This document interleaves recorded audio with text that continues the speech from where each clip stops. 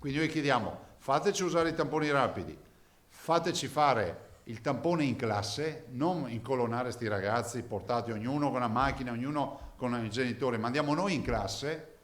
E qua devo dire e ringrazio la professoressa Palumbo, direttore scolastico regionale, che sta lavorando in maniera veramente costruttiva con il nostro servizio di prevenzione, perché noi vogliamo andare nelle classi a fare i tamponi. Il Veneto bussa nuovamente alle porte di Roma e il governatore lo fa forte del nuovo mandato degli elettori. Poter fare tamponi in classe, i test rapidi saranno pronti entro un mese e poi poter evitare la quarantena preventiva ai compagni di classe risultati negativi. Riconosciamo la sacralità del luogo, però se noi potessimo andare in classe, evitiamo disagi ai genitori. Così facendo si eviterebbe anche di intasare il sistema sanitario che in questi giorni sta gestendo a fatica le centinaia di richieste di tampone con percorsi preferenziali e soluzioni di emergenza. E in più chiediamo, per favore, dateci una mano a dirla sta roba, che torni in pancia ai professionisti, quali sono i medici pediatri, i medici e i pediatri di libera scelta,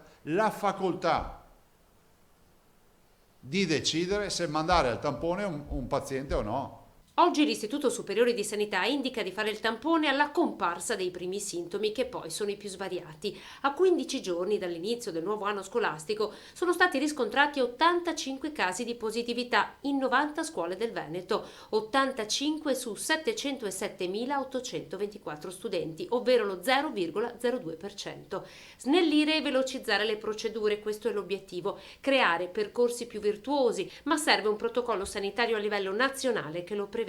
Abbiamo chiesto per iscritto che sia modificato questo dato. E tutti ci dicono sì, però ancora non abbiamo visto nessuna modifica. Se ci fanno ste modifiche, ragazzi, riusciamo a correre molto di più. Anche perché i numeri sono confortanti, con il rapporto tra ricoverati e terapie intensive sceso al 6% e la degenza media che è passata da 14 giorni a 6. Su 3.621 positivi, 40 persone hanno sintomi. Rimane importante e decisivo l'utilizzo corretto della mascherina. La mascherina è l'elemento che è direttamente proporzionale alla tutela della nostra salute. Lo è per noi e per gli altri.